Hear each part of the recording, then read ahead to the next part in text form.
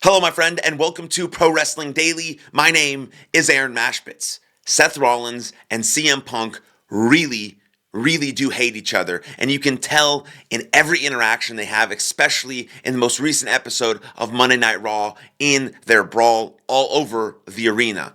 But if you think about it, Seth Rollins really does have a point, right? CM Punk left WWE like 10 years ago, over 10 years ago, and just talked shit about the company for numerous years afterwards, and then randomly joined AEW to try and take down WWE, really, and then that didn't work, so then he came back to WWE and now is just accepted with open arms, like everything's all good all the time. And yeah, CM Punk is great for business and he's great on the microphone and he can still put together some decent matches and the fans really love him. But Seth Rollins has a point, and I understand his dismay and his hatred towards CM Punk, because while CM Punk was gone talking shit, doing all these things that he was doing, Seth Rollins and Kevin Owens and Sami Zayn and Ziggler and Sheamus and Reigns were carrying WWE to what it is today. If they didn't do all of the work that they actually did over the years, then WWE would have never gotten to the point where they could have potentially gotten a deal with WWE, where they could have gotten a deal with Netflix, where they're in mainstream and more people are watching wrestling and things are just happening on an amazing level because these guys were in the trenches over the years. Now, it's a lot to do with the history, and of course CM Punk's run as WWE champion was huge, but it's about, the last 10, 12 years, how these guys carried the company to what it is today. Then CM Punk just jumps back into the company, obviously, because it's going to make everyone a lot of money. WWE and Netflix and the fans love it, and it's going to make CM Punk money, and he just jumps back in. Everyone hugs him with open arms, except for a few guys who understand the deal. And with those sort of pain points, it makes the feud between Seth Rollins and CM Punk that much better, because it turns up the intensity, it turns up the realness, it turns up the heat, and that can be expressed and conveyed through the wrestlers and easily invested in by the fans. And I absolutely love Seth Rollins. I think he's amazing.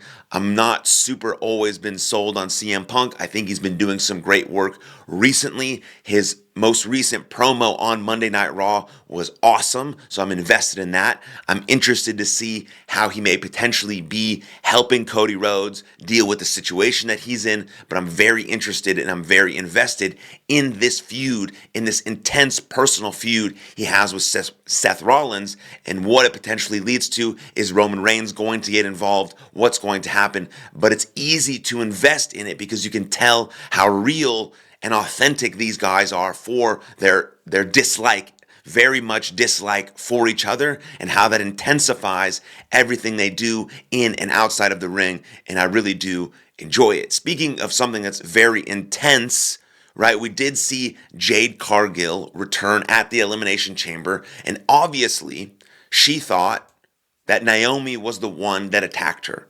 Now, is that real? Is that true? Is that accurate? Will there be a plot twist? Everyone thought it was Liv Morgan and Raquel. Clearly, that wasn't the case. Jade thinks it's Naomi. Is that true? I think there might be a plot twist coming in soon that we don't expect, because that's where WWE excels. We didn't expect Jade Cargill to attack Naomi. That was really just not in our thought process. Now, what's the next plot twist that's potentially going to happen in this feud as they start to build this thing around Jade, Naomi, and Bianca? So now, I think, personally, that what Bianca Belair definitely, absolutely was involved. Because I think making her a heel is a smart decision, because she's a powerhouse, she's a beast, and I think it'll just change her dynamic a little bit and give her something, to sink her teeth into now that she's an established WWE superstar. And so I think either Bianca framed Naomi, and that's why Jade Cargill attacked Naomi, or Bianca and Naomi did it together. As one, they beat Jade. Now, if some of those things start to come to fruition, it might put a wrench in Bianca's WrestleMania plans, because you have to assume that if she finds out that Bianca set up Naomi, or Bianca and Naomi did it together, then Jade's coming after the both of them. Does that set up a triple threat match for WrestleMania? Does that set up a tag team match for WrestleMania? Does that set up a one-on-one between Bianca and Jade at some point? But what about the fact that Bianca won the Elimination Chamber? Does she get disqualified from that? Does something happen because she attacked a superstar? Does something happen with her championship opportunity that then puts Io Sky versus Rhea Ripley back on the table for WrestleMania? Now, there's a lot of options here, but you assume she's still going to get that championship match at WrestleMania because she earned it by winning the Elimination Chamber. But if she set up Naomi, or if her and Naomi did it together, it changes the dynamic of the match. And I think also having Bianca as a strong heel in a match versus Io and Rhea Ripley, or just Io, creates a better dynamic for a more high-intensity match. And so what's going to happen with Jade Cargill? What's going to happen with Naomi? And how has Bianca been involved in this whole thing that's going to change the plot a bit? And what does that mean heading towards WrestleMania? I'm very interested in that. And then you got to think about on the SmackDown that's happening on March 7th, what will happen? What's the fallout from the Chamber? I've talked about Jade Cargill just there. That's going to be the fallout from the Chamber. We know Randy Orton is going to appear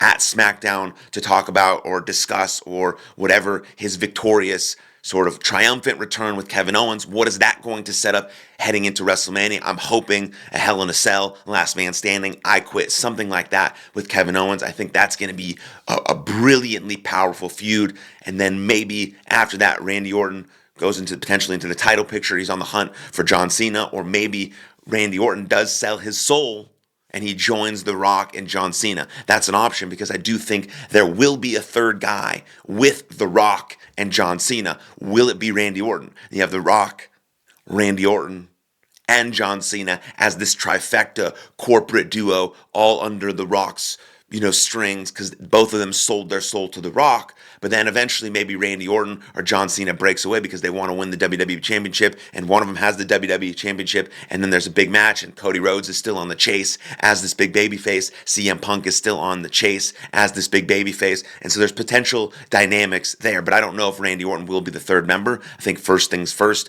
obviously he's going to go after Kevin Owens, and that's going to culminate at WrestleMania, and then from there. But what is Cody Rhodes going to say on Friday Night SmackDown after that vicious, brutal, and shocking attack from John Cena, based on him selling his soul to The Rock? Who is going to help Cody Rhodes in this battle? Will we see a Cody Rhodes, CM Punk versus John Cena, The Rock at WrestleMania the night before we see John Cena versus Cody Rhodes? Will there be a stipulation in the CM Punk, Seth Rollins, Roman Reigns match that potentially enters someone into the Cody Rhodes John Cena match? There's a lot happening, and depending on what Cody Rhodes says, what direction he wants to go, or who maybe he's going to ask for help because he needs help. Will it be Stone Cold Steve Austin? We don't know. Will it be Randy Orton? We know CM Punk is around and he doesn't like John Cena and he doesn't like The Rock, but he's really focused on Seth Rollins.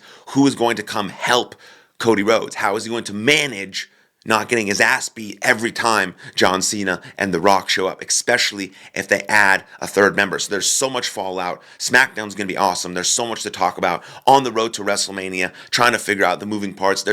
I know there's still going to be some plot twists, some turns, some surprises, and we got to stay on our toes, head on a swivel, because WrestleMania 41 is going to be awesome. So let me know what you think in the comments below.